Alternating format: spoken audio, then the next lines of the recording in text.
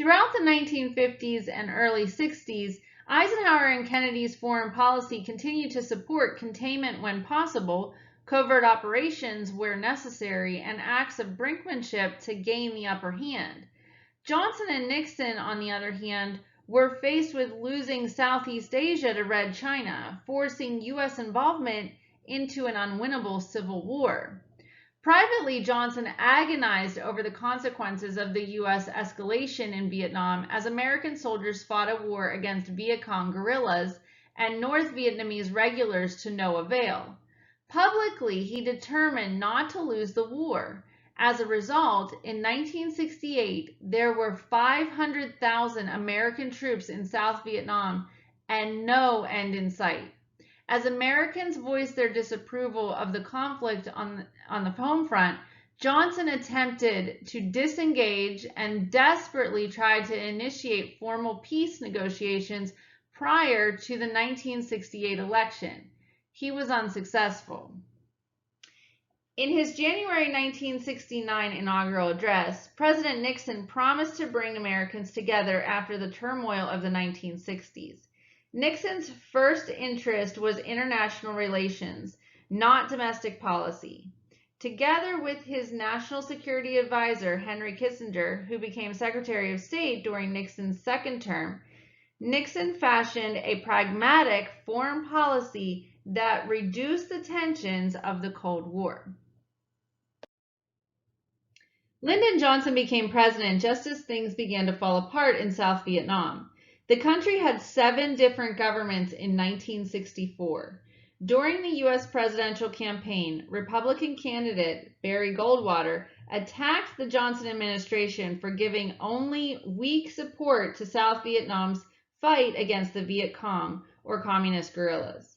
In August 1964, President Johnson and Congress took a fateful turn in policy. Johnson made use of a naval incident in the Gulf of Tonkin off Vietnam's coast to secure congressional authorization for U.S. forces going into combat. Allegedly, North Vietnamese gunboats had fired on U.S. warships in the Gulf of Tonkin. The president persuaded Congress that this aggressive act was sufficient reason for a military response by the United States. Congress voted its approval of the Tonkin Gulf Resolution, which basically gave the president, as commander-in-chief, a blank check to take all necessary measures to protect U.S. interests in Vietnam. Critics later called the full-scale use of U.S. forces in Vietnam an illegal war, because the war was not declared by Congress, as the Constitution requires. Congress, however, did not have this concern and did not withdraw its resolution. Until 1968, most Americans supported the effort to contain communism in Southeast Asia. Johnson was caught in a political dilemma to which there was no good solution. How could he stop the defeat of a weak and unpopular government in South Vietnam without making it into an American war? A war whose cost would doom his Great Society programs. If he pulled out, he would be seen as weak and lose public support. In 1965, the U.S. military and most of the president's foreign policy advisors recommended expanding operations in Vietnam to save the Saigon government. After a Viet Cong attack on a U.S. base in 1965, Johnson authorized Operation Rolling Thunder, a prolonged air attack using B-52 bombers against targets in North Vietnam. In April, the president decided to use U.S. combat troops for the first time to fight the Viet Cong. By the end of 1965, over 184,000 U.S. troops were in Vietnam, and most were engaged in a combat role. Johnson continued a step-by-step escalation of U.S. involvement in the war. Hoping to win a war of attrition, American generals used search and destroy tactics, which only further alienated the peasants. By the end of 1967, the United States had over 485,000 troops in Vietnam. at its peak, was 540,000 by March of 1969, and 16,000 Americans had already died in the conflict. Nevertheless, General William Westmoreland, commander of the U.S. forces in Vietnam, assured the American public that he could see light at the end of the tunnel. Misinformation from military and civilian leaders, combined with Johnson's reluctance to speak frankly with the American people about the scope and the cost of the war, created what the media called a credibility gap.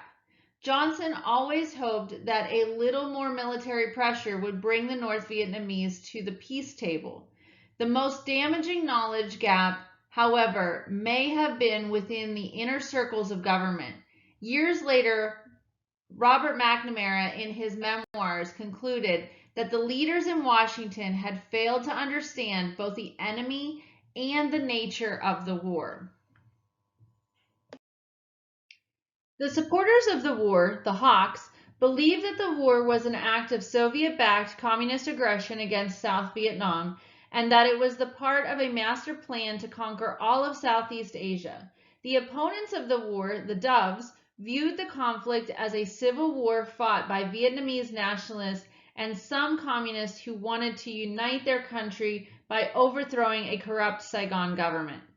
Some Americans opposed the war because of its cost in lives and money. They believed the billions spent in Vietnam could be better spent on the problems of the cities and the poor in the United States.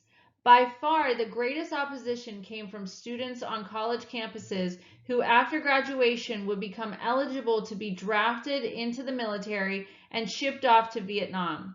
In November 1967, the anti-war movement was given a political leader when scholarly Senator Eugene F. McCarthy of Minnesota became the first anti-war advocate to challenge Johnson for the 1968 Democratic presidential nomination.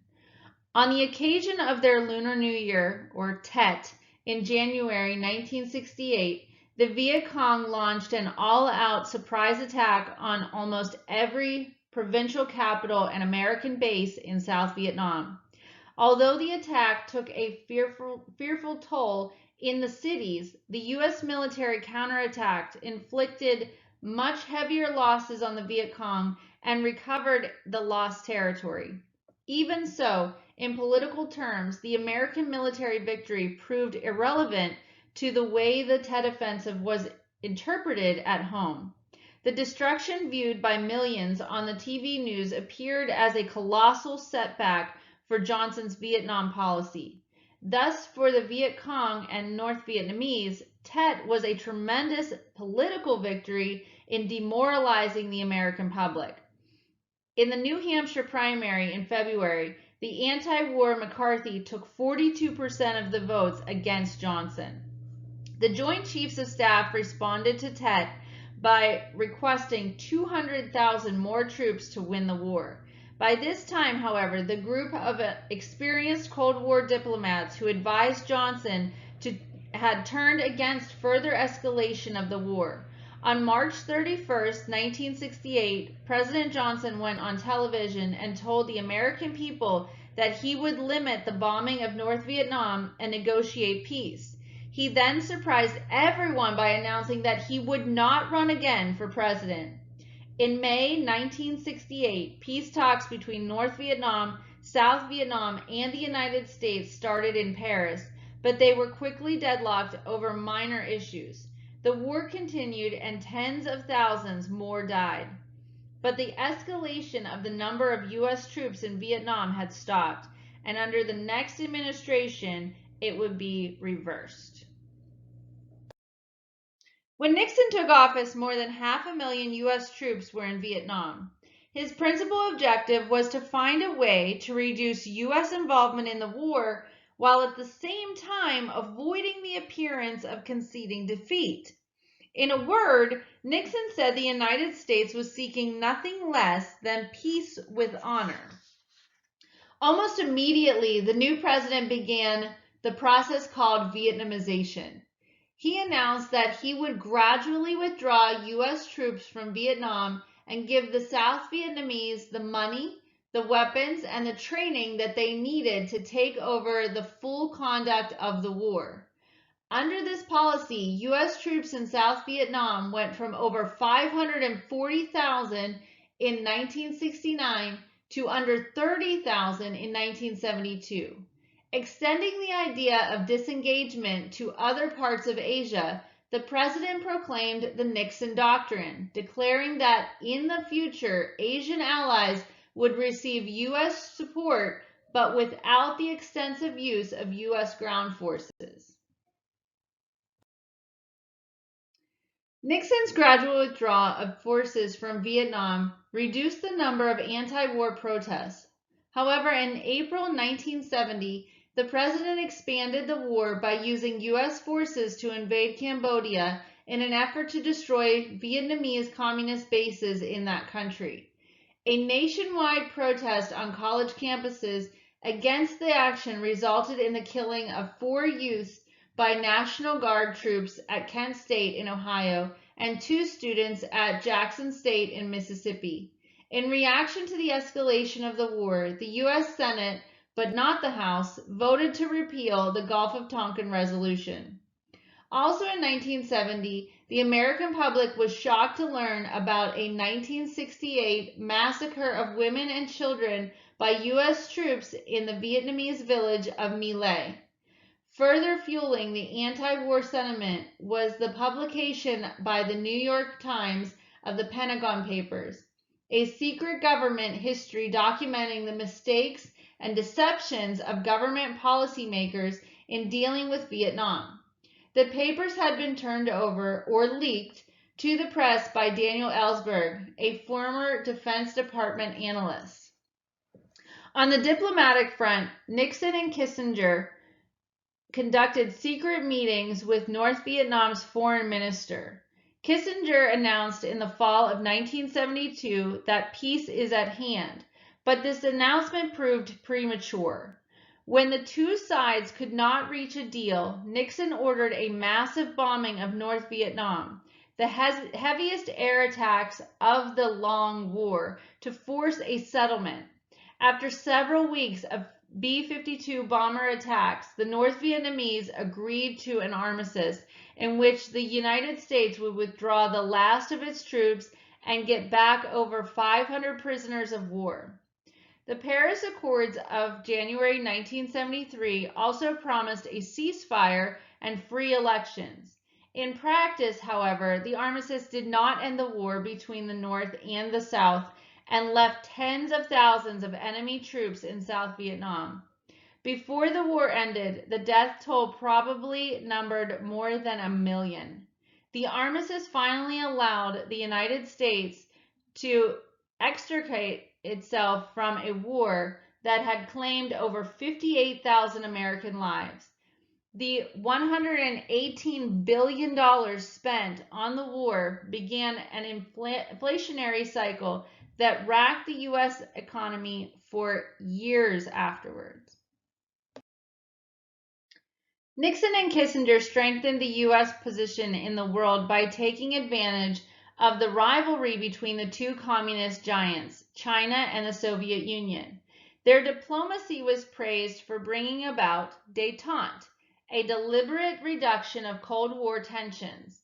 Even after Watergate ended his presidency in disgrace, Nixon's critics would admit that his conduct of foreign affairs had enhanced world peace. Nixon knew that only an outspoken critic of communism like himself could take the bold step of improving relations with Red China without being condemned as soft on communism. After a series of secret negotiations with Chinese leaders, Nixon astonished the world in February 1972 by traveling to Beijing to meet with Mao. His visit initiated diplomatic exchanges and ultimately led to U.S. recognition of the communist government in 1979. Nixon used his new relationship with China to put pressure on the Soviets to agree to a treaty limiting anti-ballistic missiles, or ABMs, a new technology that would have expanded the arms race. After the first round of Strategic Arms Limitations talks, or SALT I, U.S. diplomats secured Soviet consent to a freeze on the number of ballistic missiles carrying nuclear warheads.